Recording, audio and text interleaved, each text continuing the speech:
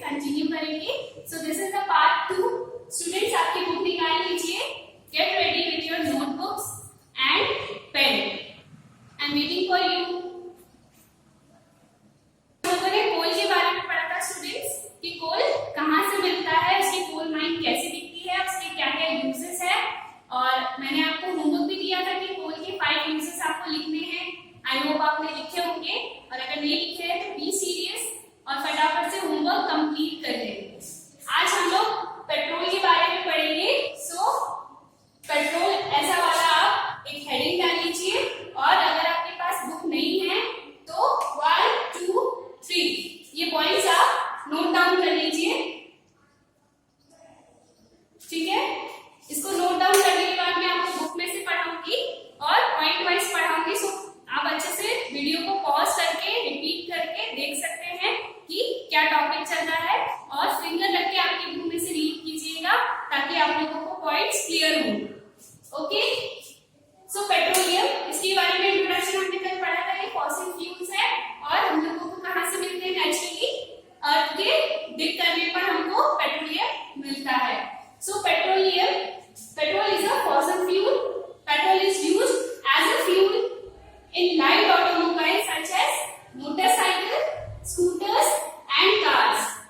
Petrol was formed from organisms living in the sea.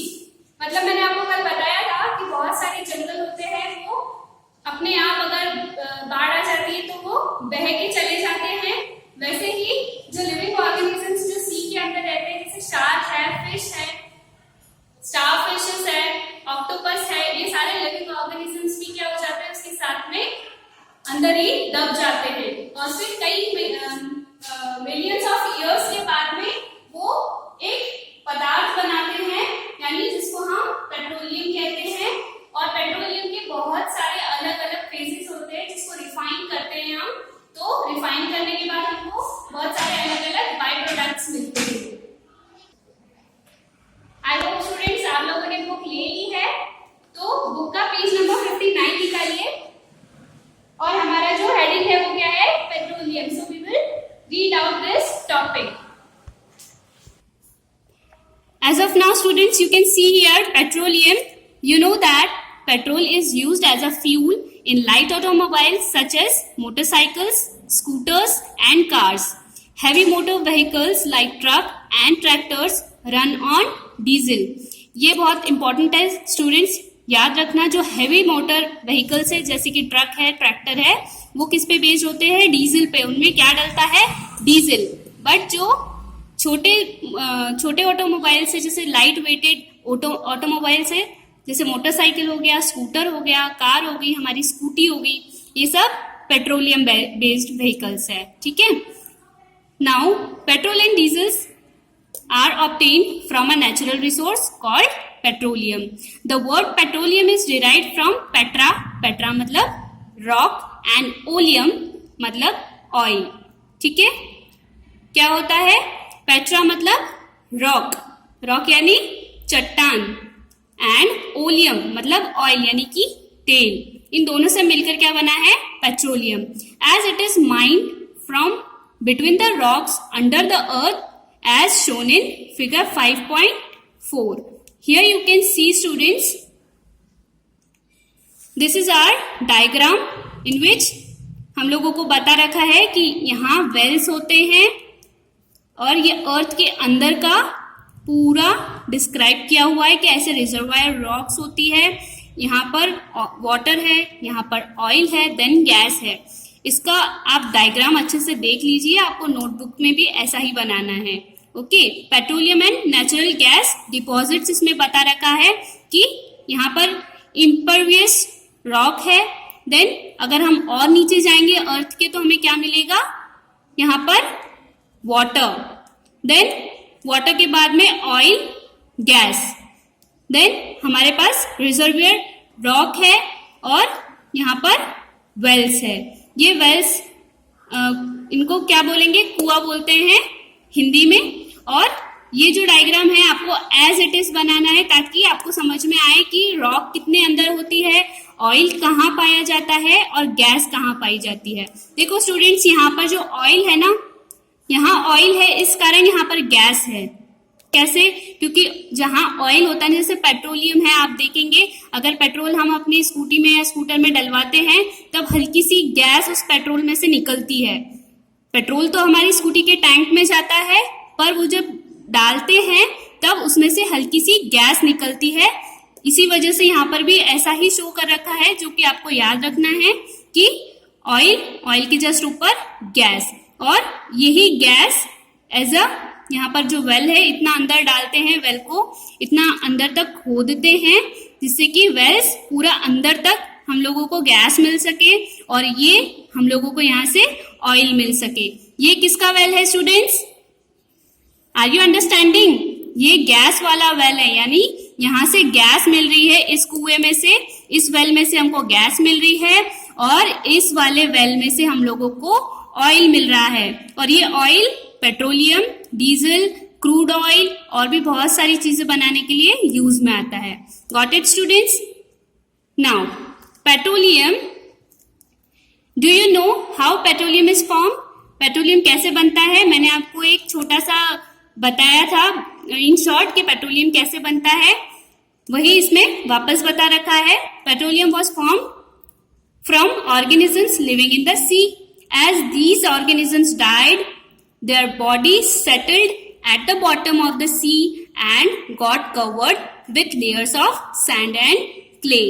मतलब कई सालों तक ये प्रोसेस चलता रहता है और जो अंडरग्राउंड जितनी भी सारी ऑर्गेनिजम्स की डेड बॉडीज है वो सेटल हो जाती है बॉटम ऑफ द सी में, और उसके ऊपर क्या लेयर आ जाती है? सैंड की और क्ले की पूरी लेयर आ जाती है, उससे वो ढक जाता है ओवर मिलियंस ऑफ ईयर। और ऐसा चलता रहता है और कई मिलियंस ऑफ ईयर के बाद in the absence of air, मतलब इतनी सैंड और इतनी क्ले उसमें जम जाती है कि एयर पास होना भी उसमें मुश्किल होता है। फिर क्या होता है? वहां पर हाई टेम्परेचर और हाई प्रेशर होता है, जिससे कि क्या होता है कि transform the dead organisms into petroleum and natural gas. और फिर उसी प्रेशर और उसी टेम्परेचर के चलते क्या हो जाता है? वो जो डेड ऑर्गेनिजम्स है वो किसमें ट्रांसफॉर्म्ड हो जाते हैं? Into petroleum and natural gases. Right students? Now it shows the deposit of petroleum and natural gas. You see that the layer containing petroleum oil and gas is above that water। अभी मैंने आप लोगों को समझाया कि water से ऊपर वाला पार्ट क्या होता है? ऑयल का, और उससे ऊपर क्या होता है? गैस का। Why is it so? Recall that oil and gas are lighter than water and do not mix with it। मतलब हमारे अर्थ के अंदर भी ऐसी रॉक्स है जिसको तोड़ना पॉसिबल ही नहीं है। उसके बाद में हमारे पास क्या आता है? पानी। पानी से ऊपर हमारे पास है ऑयल, क्योंकि वाटर से लाइटर होता है ऑयल और ऑयल से भी लाइटर होता है गैस, जो कि हम इस डायग्राम में देख सकते हैं। राइट? यहाँ पर ये रॉक्स है जिनको तोड़ा नहीं जा सकता, कितने भी बॉम्ब्स वगैरह लगा के यहाँ पर कुछ भी कर लो, ये रॉक्स इतनी ज्यादा स्ट्रॉन्ग है कि ये नहीं ब्रेक होती। और उसके बाद में क्या, कौन सी लेयर आ जाती है? वाटर की। और वाटर से हल्का है ऑयल, ऑयल से हल्का है गैस। तो गैस सबसे पहले हम लोगों को मिल जाती है, देन हमको ऑयल मिलता है कुछ और ज्यादा अर्थ को डिग करने पर। समझ में आ रहा है स्टूडेंट्स? ये पूरा डायग्राम आपको समझ में आ रहा है? If you have any doubts you can write it in your notebook and हम लोग इस पर डिस्कस करेंगे। ओके? सो स्टूडेंट्स, आप लोग ये पैराग्राफ देख सकते हैं, इसमें हाईलाइट किया हुआ है। The world's first oil well was drilled in Pennsylvania, USA in 1859. 8 years later, in 1867, oil was struck at Makum in Assam. In India, oil is found in Assam. सबसे पहले इंडिया में ऑयल कहाँ found हुआ था? Assam, then Gujarat, Mumbai है, and in the river basins of Godavari and Krishna. So इसको आप अच्छे से लर्न कर लेना स्टूडेंट्स, आपको ये याद होना चाहिए। मैं आपसे क्वेश्चन कर सकती हूँ कि इंडिया में सबसे पहला ऑयल कहाँ फाउंड हुआ था। ओके? नाउ हम लोग पढ़ेंगे refining of petroleum. Petroleum is a dark oily liquid, it has an unpleasant odor. Odor means पता है किसी को? मतलब स्मेल. इसकी स्मेल कैसी होती है? अनप्लीजेंट, मतलब हम लोगों को वो अच्छी नहीं लगती. Petroleum is a dark oily liquid. बहुत ही डार्क और ऑयली टाइप का लिक्विड होता है petroleum. It has unpleasant odor. It is a mixture of various constituents such as petroleum gas, petrol, diesel, lubricants oil, paraffin wax, etc. मतलब कि इसके जो अलग अलग कॉन्स्टिट्यूएंट्स है, जैसे पेट्रोलियम तो हमको मिल गया, पेट्रोलियम की गैस हम लोगों को यहाँ से मिल गई, बट उसके साथ साथ में हम लोगों को और भी सारी चीजें रिफाइन करने पर मिलती है. वो क्या क्या है? Diesel, lubricant oil. Lubricating oil क्या होता है स्टूडेंट्स? जैसे बहुत सारी मशीन्स में कुछ कुछ ऑयल लगाते हैं. जैसे आपके घर में अगर सिलाई की मशीन है, स्टिचिंग वाली जो नॉर्मल मशीन आती है, उसमें जो ऑयल डलता है वो एक ल्यूब्रिकेंट ऑयल का एग्जाम्पल है. Then paraffin wax. वैक्स आप लोगों ने देखी है. वैक्स मतलब मोमबत्ती, राइट? तो वो मोम भी उसका ही एक पार्ट है, मतलब उसी का रिफाइन करके पैराफिन वैक्स बनता है पेट्रोलियम का. Now turn the page.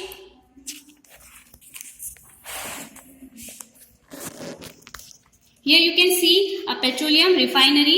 ये रिफाइनरी मशीन्स होती है. यहाँ पर बहुत बड़ा प्लांट होता है पेट्रोलियम रिफाइनरी का, और यहाँ पे पेट्रोलियम रिफाइन किया जाता है, जिससे अलग अलग सारी चीजें निकाल ली जाती है. जैसे अभी मैंने बताया, पैराफिन वैक्स, पेट्रोलियम गैस, और भी अलग अलग कॉन्स्टिट्यूएंट्स इसमें से रिफाइन कर लिए जाते हैं.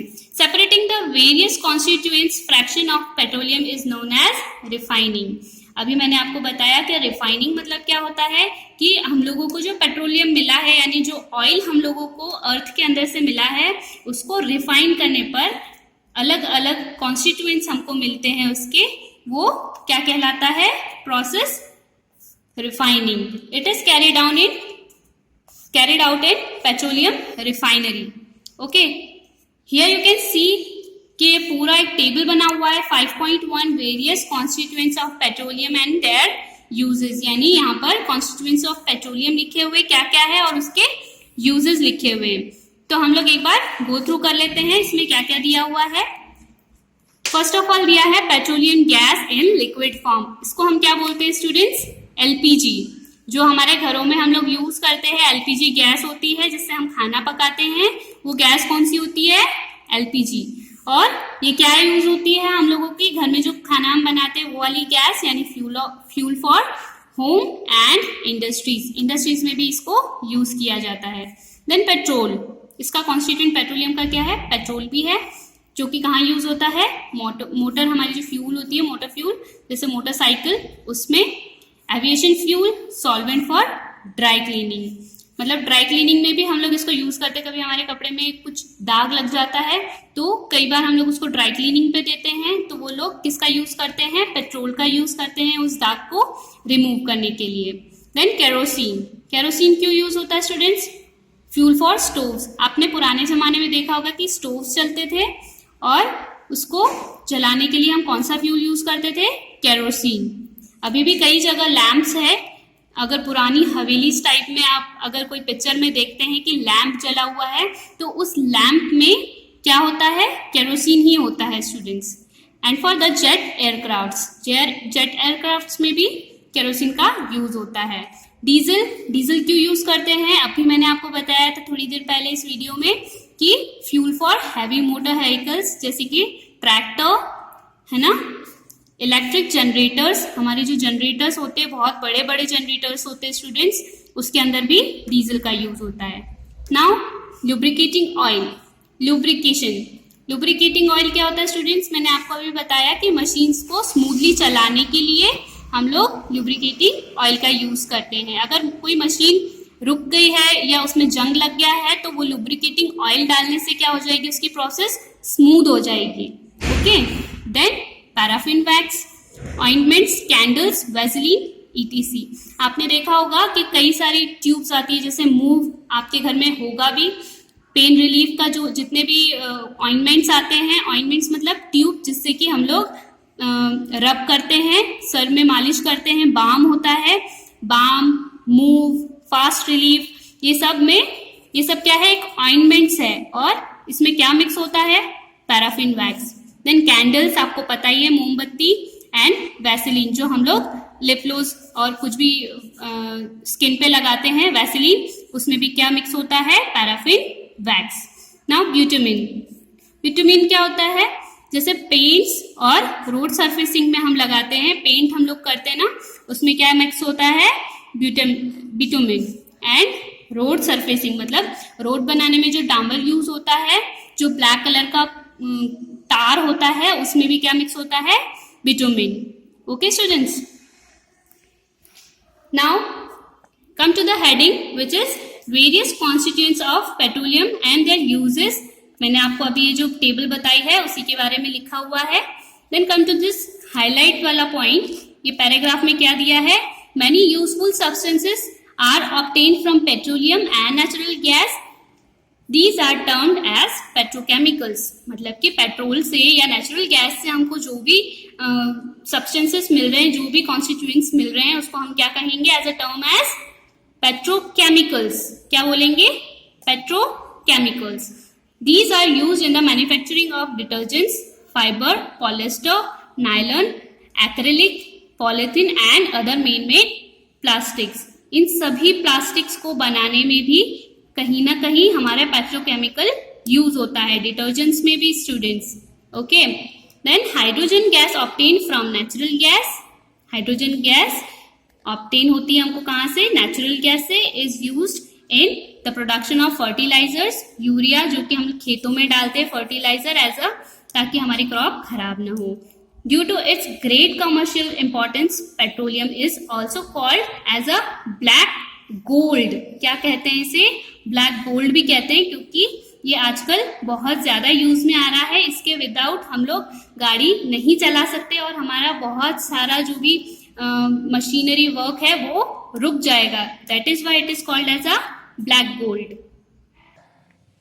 सो स्टूडेंट्स, हम लोगों ने आज पेट्रोलियम पढ़ा, पेट्रोकेमिकल्स पढ़ा, रिफाइनरी पढ़ी, नेचुरल गैस पढ़ा एंड कॉन्स्टिट्यूएंट्स ऑफ पेट्रोलियम पढ़ी है हम लोगों ने। ओके, आई होप स्टूडेंट्स आप लोगों को ये बहुत अच्छे से क्लियर हो गया है कि मैंने एक एक पॉइंट आपको अच्छे से समझाया है।